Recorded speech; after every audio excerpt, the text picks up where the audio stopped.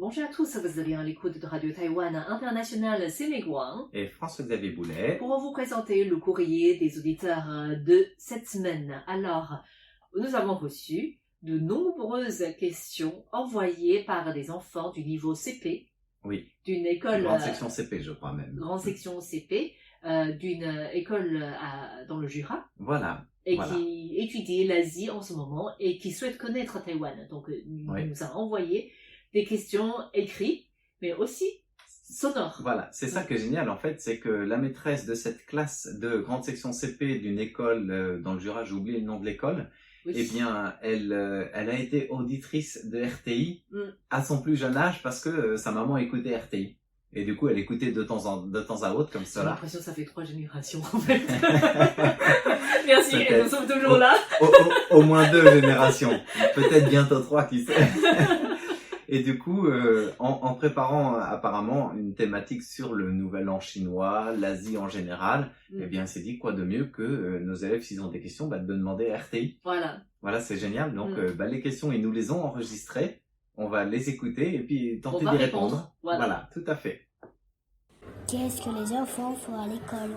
Est-ce que vous faisiez les mêmes vacances que nous à l'école? Alors, pour répondre à cette question, que font les enfants taïwanais à l'école et est-ce que nous avons les mêmes vacances scolaires que vous? Déjà, il faut dire, nous n'avons pas le même niveau d'études en fait.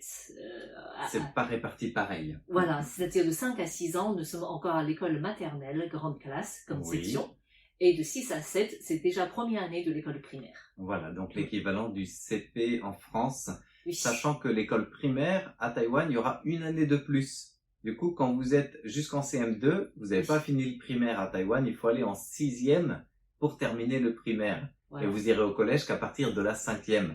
Et il y aura 3 années de collège seulement. Non, là, c'est trop loin, là. On va rester. Mais on va rester 5 à 6 ans. Tout à fait. Du coup, grande section et CP. Voilà, du coup, lorsqu'on est à une grande section, alors les enfants doivent apprendre les chiffres, par exemple les nombres. Voilà. Et ils doivent savoir faire des activités manuelles pour travailler les petits muscles. Je pense que c'est la même chose que chez vous, que chez les enfants. Et c'est à partir de première année à l'école primaire, donc le CP, qu'on est autorisé normalement à apprendre à écrire ce qu'on appelle phonétique du caractère chinois. Voilà, parce que pour apprendre le chinois, c'est une autre question, on va y répondre un petit peu tout à l'heure. Il faut surtout d'abord savoir comment on prononce le caractère, donc quel son le mot il a. Et du coup, pour savoir le son, eh bien, il y a un petit peu une phonétique, et ça correspond comme les lettres de l'alphabet en français.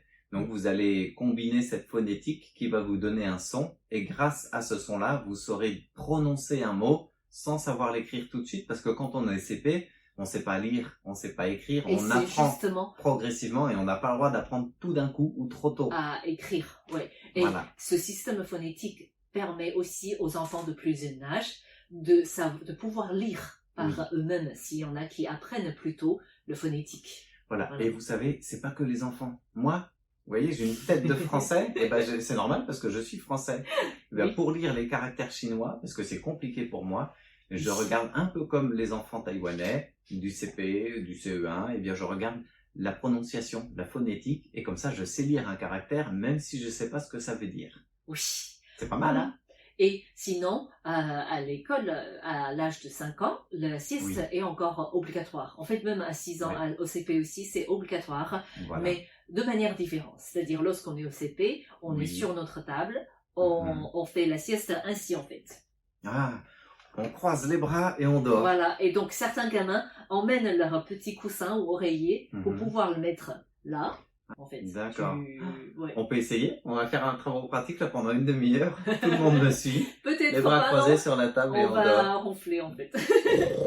Et pour les enfants qui sont encore de 5 à 6 ans, à l'école maternelle, on emmène notre propre sac de couchage. Ah, un petit duvet. C'est pas mal ça. Un petit duvet et on dort par terre. D'accord. Je ne sais pas si c'est la même situation chez vous. Vous êtes bienvenus pour nous dire que est-ce oui. que vous êtes obligé de faire la sieste et comment on fait de la sieste. Dites-nous, est-ce que votre maîtresse vous oblige à faire la sieste? Voilà, combien de temps? À Taïwan, c'est après le repas de midi? Après le repas de midi, pour les CP, à peu près 30 à 40 minutes. Voilà. Mais pour les maternelles, pour que les professeurs puissent reposer aussi, c'est un peu plus long, de 1h30 à 2h. Ah, c'est pas mal ça. Oui, voilà. De bien dormir. En tout cas, ils ont le droit, les enfants aussi, d'amener un petit oreiller jusqu'à l'école primaire. Oui. Donc, vous avez encore le temps d'avoir un oreiller à l'école, c'est pas mal. Hein. Même plus haut, enfin, même au collège, ouais. On peut emmener un petit coussin qu'on sort uniquement pendant le moment de la sieste, par exemple. D'accord. Voilà. Il faut dire aussi à nos enfants qui nous écoutent qu'il fait très très chaud à Taïwan parce que c'est un pays tropical. Et du coup, l'été, il fait tellement chaud et lourd dehors qu'on a tous envie de dormir, et même beaucoup d'adultes dans les sociétés, les compagnies, les entreprises où ils travaillent, il y a un petit moment de repos à midi pour se reposer avant de pouvoir enfin travailler un peu l'après-midi. Oui, ça c'est vrai, ça c'est une habitude. Voilà, on n'a pas ça en France. C'est vrai. Est-ce que c'est pas lié au climat tropical et subtropical? Peut-être. On se repose le midi en fait. En tout cas, c'est une habitude qu'on prend très rapidement. Moi, j'aime bien faire la sieste. Pas moi, tu vois, parce que j'ai du mal à me réveiller par la suite, à avoir la tête plus claire. Il ne faut pas se réveiller. Ça, ce serait bien, oui. Mais bon. Donc ça, c'est par rapport aux activités qu'on fait à l'école. Et pour les vacances scolaires, je pense que ce qui change, c'est que les enfants taïwanais n'ont pas de vacances liées à la religion. Non. Et pas de vacances non plus toutes les 6 semaines. Donc il n'y a pas les vacances de la Toussaint, de Noël, de l'hiver, de Pâques. Non, il y a des vacances d'hiver. Donc il y a 3 semaines de vacances au moment de ce qu'on appelle le Nouvel An chinois. 3 à 4 semaines, des fois. Oui. Et donc ça tombe entre janvier et février à peu près. Ça coïncide toujours avec le Nouvel An chinois en fait. Voilà.